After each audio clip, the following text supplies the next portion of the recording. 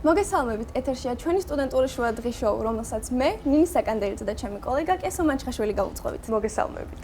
დღეს სტუმართან ერთად ქართული ქალაქური ტრადიციული ხელოვნების შესახებ ვისაუბროთ, რომლის გარეშეც წარმოუდგენელია ჩვენი ყოველდღიური ცხოვრება და კულტურული იდენტობა. ნამდვილად, აუცილებლად უნდა დაგეთანხმო, რომ ამ გამოცდილებების გარეშე ჩვენი კულტურული იდენტობა მართლაც არის წარმოუდგენელი.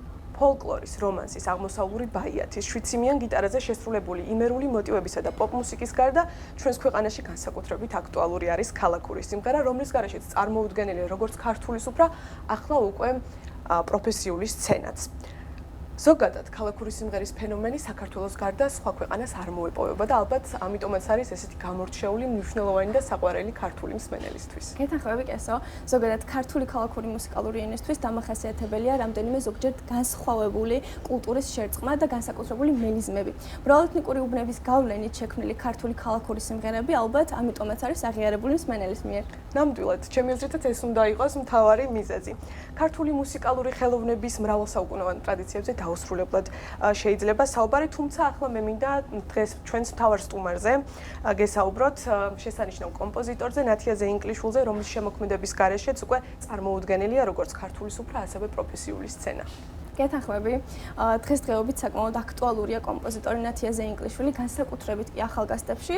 ახლა კი ჩვენი კორესპონდენტი ელენე მოდებაძე სტუმართან ერთად წიგნების კაფე ბიბლუსში იმყოფება და სწორედ ბიბლუსის სივრცის მთავარ სცენაზე მდგარი შავი როიალის ფონზე შემოგვიერთდებიან ისინი პირდაპირ ეთერში. მოგესალმებით კოლეგებო, დიახ, დღეს ჩვენ ქალაქურ სიმღერაზე ვსაუბრობთ და გასაკვირი არ არის, რომ ჩვენი სტუმარია ქალბატონი ნათია ზეინკლიშვილი, გამორჩეული ქართველი კომპოზიტორი, ასევე ჩემი თავებისთვის გამორჩეული ქართველი არტისტის კატო კვარაცხელიას დედა. მოგესალმებით ქალბატონო ნათია. მადლობას გიხდით, რომ დღეს ჩვენთან ერთად იმყოფებით. საინტერესოა, როგორ დაიწყეთ სიმღერების წერა და როდის მიხვდით, რომ სიმღერა თქვენი ცხოვრების თანამგზავრი გახდებოდა. დიდი მადლობა მოწვევისთვის. იცით რა, ძალიან ხმამაღალი ნათქვამია, როდის გახდა ჩემი ცხოვრების თანამგზავრი სიმღერის დაწერა და რატო. რაც გავჩნდი, იმის მერე ისეთი ორგანულია ჩემთან. ჩემთვის მუსიკა და თან ქართული სიმღერა. მამა იყო ოპერის მომღერალი და გარდა ამისა იყო კიდევ მეორე სფერო ჰქონდა მას, ანუ სტუმრები, შეხვედრები, ბევრი კარგი სიმღერის აჟღერება, ძალიან ბევრი კარგი სიმღერა აჟღერებულა ჩვენთან, პრემიერა ყოფილა სიმღერების ჩვენთან. აი მაგალითად ჯანსუღ კახიძის მოვა მაისი ჩვენთან გითხრა რომ ახალი სიმღერა გვაქვს და მაგვსო და მოგვასმენინა. ბევრი ძალიან კარგი და ამიტომ აი სიმღერა რაღაცა და მუსიკა ჩემთვის ორგანულია ძალიან. და საკმაოდ დიდ ასაკში, ასე ვთქვათ, რაღაცა აი სურვილი მქონდა, რომ რაღაცა აი მივედი ინსტრუმენტთან და აი რაღაცას აი თხოვდა რაღაცას ჩემი სულიერებაც, ორგანიზმის, ინსტრუმენტიც თითქოს მესაუბრებოდა. აი მართლა ესე იყო და წარმოუდგენელი იყო, რომ მეფიქრა და როდის მე დამეშვა, რომ მე შეიძლება სიმღერა დავწერო. ეხლაც რაღაცას რო ვისმენ ხოლმე, არ მჯერა, რომ ეს ჩემი გაკეთებულია. აი როგორ ხდება, არ ვიცი. და ამიტომ მე ჩემ თავს კომპოზიტორს მართლა არასოდეს არ ვუწოდებ და აი თუ ვინმე იტყვის, ყოველთვის უხერხულ მდგომარეობაში ვარ. ასე ვიძახი, ეს თავდაბლობა არ არის, მუსიკის ავტორი. აი უფრო ასე მოვიხსენებ ხოლმე და უფრო ნაკლებად წუხდები ასე დროს. და პირველი ჩემი სიმღერა იყო ჯანსუღ ჩარკვიანის ლექსი იყო ესეთი ერთ რამეს გეტყვი ესეთი მათქმევინე ქვეყნად სიცოცხლე ღირ და აი ეს ლექსი სულ მომწონდა რამდენჯერად ჩვენ შევხვედრილ ვართ ერთმანეთს ამ ლექსის ძახდა ხოლმე ბატონი ჯანსუღი და ძალიან მოქმედებდა ჩემზე და მომწონდა სულ და რაღაცნაირად გვერდზე გავიხედე და ეს წიგნი მისი ნაჩუქარი სხვათა შორის ინსტრუმენტზე მედო და ისეთი ლექსია თვითონ რომ თავისით მოხდა ეს ყველაფერი და დაიწერა მელოდია და აი რაღაცნაირად ისეთი ფეხბედნიერი აღმოჩნდა ჩემ ცხოვრებაში და რაღაცნაირად ძალიან მეყვარს ეს სიმღერა. სიმღერის წარმატებისას არ შეიძლება არ ვახსენოთ ლექსი, რომელიც ალბათ ყველა კომპოზიტორისთვის შთაგონების წყაროა. ვიცით რომ თქვენ ამ მხრივ გაგიმართლათ, რადგან გვერდით გყავდათ მანანა სიამაშვილი, არაჩვეულებრივი ადამიანი, რომელიც სამწუხაროდ დღეს ჩვენთან ერთად აღარ არის და გვაინტერესებს ამის შესახებ რა სიტყვით. მანანა სიამაშვილის ხსენება და ჩემი გამზადება ცრემლების იქვეა. იმიტომ რომ ეს იყო უნიჭიერესი ადამიანი, არაჩვეულებრივი მეგობარი, უერთგულესი და თუ კი რამე წარმატება შეიძლება ერქვას ჩემ სიმღერებს და რაღაცა ცნობილია, ეს მართლა ვიცახი, ეს არის მანანა სიამაშვილის დამსახურება. იმიტომ რომ აი ქალაქელი რასაც ქვია, ეს იყო მანანა სიამაშვილი. თავისი ურთიერთობებით და ჩვენ მოკეთ მე მარჯვენა ხელი ჩათვალეთ რომ აღარ მაქვს, იმიტომ რომ მე აღარ მყავს მანანა სიამაშვილი. ეს ესეთი რაღაცნაირი ჩემი გულის ტკივილი ყველა ინტერვიუშიც და ელემენტარულ საუბარშიც კი. რაღაცნაირად პირველი ჩემი გვერდში მდგომი ადამიანი იყო ირინა სანიკიძე. აი რაღაცნაირად თამაშში დავიწყეთ ეს ყველაფერი. და საბედნიეროდ მე მაქვს იმის კომფორტი მქონდა სულ, რომ ჯერ მე დამეწერა მელოდია და მერე ტექსტი. აი ჯანსუღ შარკვიანის შემთხვევა იყო ერთი და კიდე ხო, ერთი შემთხვევა იყო ესე გამზადებულ ლექსზე, რომ გავაკეთე სიმღერა. და დანარჩენი აი ეს კომფორტი მაქვს. სხვათა შორის დათო მაგრაძის ლექსზე მაქვს ორი სიმღერა ჩარკვიანებზე და ნუ ირინა სანიკიძე, მაგრამ მანანა სიამაშვილმა იმიტომ რომ იყო მზე ადამიანი ჩემთვის დამიტოვა მისი მეგობარი და ეხლა უკვე ჩემი ძალიან ახლობელი ეს არის მაკა ბოცოძე. და მე და მაკა ერთად მუშაობთ უკვე აი მანანას შემდეგ. ეს არის ძალიან დიდი კომფორტი, როდესაც შენ რაც გინდა იმას გააკეთებ და პოეტი თუ ტექსტის ავტორი მოგცემს იმის საშუალებას, რომ შენ მოგარგოს, შენთვის გააკეთოს. ეს ძალიან დიდი კომფორტი. ამ წუთას მუშაობ მაკა ბოცვაძესთან, რომელიც ესე იგი მიმშვენებს მელოდიებს. წეგან ახსენეთ, რომ მანანა სიამაშვილი ქალაქელი იყოს. თქვენ როგორ ფიქრობთ, რომ აი ქალაქური სიმღერის ავტორი თავად როგორი ქალაქელი უნდა იყოს და აქვს თუ არა თბილის თავისებური ცხოვრების წესი? რა საკვირველი აქვს და მე ვფიქრობ, რომ აქ მარტო თბილისის ქალაქელობაზე არ არის საუბარი. ყველა თვითონ სიტყვა ქალაქელი ჩემთვის არის რაღაცნაირად თანამდებობა და ყველა ქალაქს თავისი ქალაქელი ხო ყავს. და ეს ქალაქელი ადამიანები სხვადასხვა კუთხის ისე გვანან ერთმანეთს, რომ ვერ წარმოგიდგენიათ. ანუ აქ რაღაცა განსაკუთრებული წესების დაცვა გჭირდება, როცა გინდა კაცი ხარ, კაცი იყო, გინდა ქალი იყო. არის რაღაცა, რაც შენთვის აი ამ თანამდებობისთვის არის უკადრებელი, აუცილებელი და როგორც ყველა ნორმალურ კარგ ადამიანს ვფიქრობ, რომ უნდა ამოძრავებდეს სიყვარული პირველ რიგში, იმიტომ რომ როდესაც კარგია ეს სიყვარული, როცა რაღაცნაირად გიხარია ვიღაცა რომ შეგხვდება, შენ ქალაქს რომ არ დაანაგვიანებ, რომ არ ატკენ, რომ არ შეარცხვენ, რაღაცები არის. ეს მარტო თბილისელობა არ არის, ეს არის ყველა ქალაქისთვის დამახასიათებელი და ყველანაირ ჯილდოს მირჩევნია რაღაცა ქალაქელობა არის ჩემთვის ძალიან მნიშვნელოვანი. სიმღერას როდესაც წერთ, მაშინათვე მოიაზრებთ ხოლმე სიმღერის შემსრულებას თუ დროთა განმავლობაში ჩნდება ხოლმე ეს სიმღერის შემსრულებლად არჩევა და კიდევ დავამატებდი, როგორ ფიქრობთ, ვინ არის თქვენი სიმღერის საუკეთესო შემსრულებელი?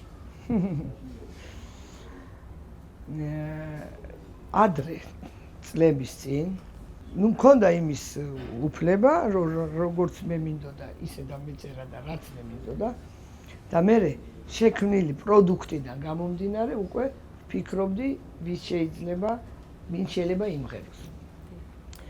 და ნამდვილად მაქვს აი ეს ბედნიერება, რომ როდესაც მე შემსრულებელს ვაძლევ სიმღერას. ან შეკვეთით ვიღაცა მოვიდა, ხო? მის ტყავში ვძვრები ხოლმე. ძალიან მინდა რომ მოუხდეს. აი ჯერ გავეცნობი, გავესაუბრები და მერე ვაკეთებ ხოლმე სიმღერას. აი პირველ ვარიანტში რომ აი ამისთვის მინდა სიმღერა. არავის უარი არ ვთქვავს. აი ეს ბედნიერება და კომფორტი მაქვს. ანუ ხო შეიძლება ვიღაცამ თქვას რომ ეს მომწონს, მაგრამ ჩემი არ არის. ეგეთი ჯერ არ მქონია. მით უმეტეს როდესაც დაკვეთაა, ხო და აი ვიღაცა უცნობი ადამიანი მოდის რაღაცნაირად ფიქრობ მასზე, ვინ უნდა იმღეროს, რომ მოუხდეს. აი ეს თქვენთვის პატარა სიურპრიზი გვაქვს, მაგრამ სანამ ამ სიურპრიზს შემოგთავაზებთ, მანამდე მინდა მოგვიყვეთ სიმღერის ისტორია, რომელიც შეიძლება არც დაწერილი იყო, ავტორს რომ ძალიან არ ეთხოვა და გთხოვთ მოგვიყვეთ ამ სიმღერის შესახებ. მოკლედ რა მოხდა? მანანა სიამაშულმა დამირეკა და მითხრა რომ მე მაქვს ძალიან ლამაზი ლექსიო. შენ შვიდიცის ანგელოზო, ესე ქვია. მოდი რა, ჩაიწერეო ეს ლექსი და მოდი რა გავაკეთოთ, აი გული მიგზნოს რომ კარგად გამოვა. აი არ ვიცი რატომ რაღაცნაირად ჩავიწერე, მაგრამ გავიარეთ ეს თემა. მოკლედ სამჯერ ჩამაწერინა ამ ადამიანმა და საერთოდ მე მჭირს ეგ ამბავი, როდესაც ორჯერ მეტყვის, ზედიზედ რომ მეტყვი რაღაცას, ეს უნდა გაკეთდეს, ეს არ უნდა გაკეთდეს, აი ცოტა პროტესტი მაქვს ხოლმე შიგნიდან და აი უნდა დამანებო თავი თუ მინდა რომ რაღაცა გამოვიდეს მოკლედ. და სამჯერ ჩამაწერინა და ბოლოს მითხრა რომ ხმას არ გაგცემო. ეხლა ჩაიწერე და წამიკითხე რომ ჩაიწერე. მართლაც ესე იყო.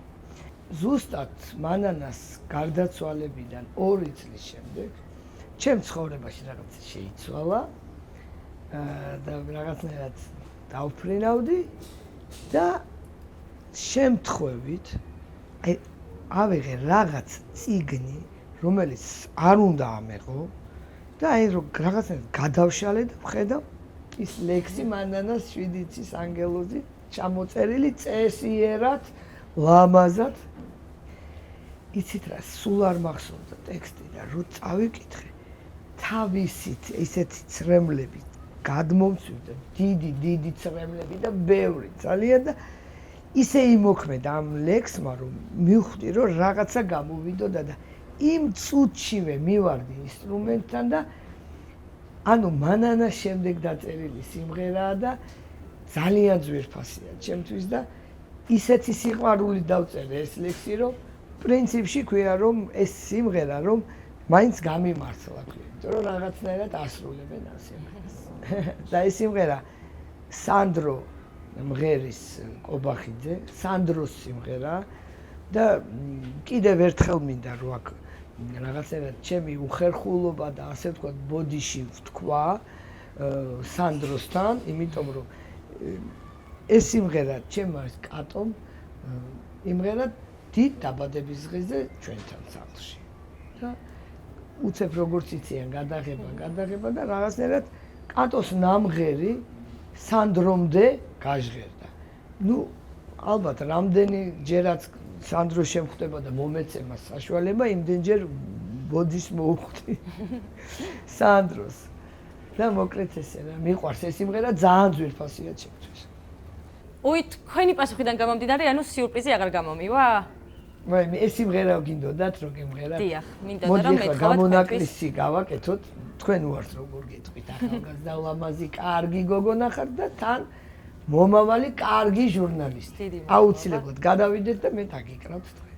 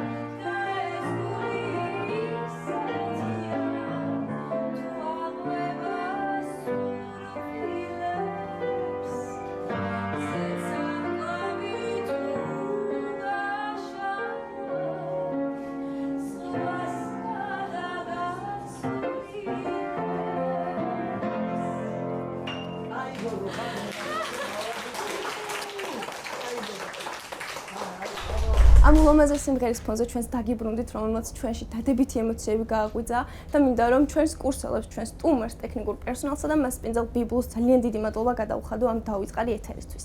გარდა ამისა, ეს გახდათ უმნიშვნელოვანესი გამოცდილება გრიგოლ რობაქიძის სახელობის უნივერსიტეტის ჟურნალისტიკის სკოლის მეორე კურსის სტუდენტებისთვის, რადგანაც ეს ეთერი ჩატარდა სასწავლო საგნის ფარგლებში. აქვე უნდა დაგეთანხმა აუცილებლად, რომ განსაკუთრებული ემოციებით ვართ სავსეები და აქედან მიმართავ ელენე მოდებაძეს და ვეტყვი, რომ შესანიშნავი არის როგორც ჟურნალისტის ამპლუაში, ასევე მომღერლის ამპლუაში. ასევე მინდა აღვნიშნო, რომ ჩვენმა სტუდენტებმა მართლაც უხარვეზო პირდაპირ ჩართვა შემოგთავაზეს და თუ კი ამის საშუალება მიეცევათ, დარწმუნებული ვარ, რომ მომავალშიც ასე გააგრძელებენ. ჩვენ გემშვიდობებით და მომავალში არანაკლებ საინტერესო ამბებით შემოგიერთდებით. მადლობა, მომავალ შეხვედრამდე. Bravo.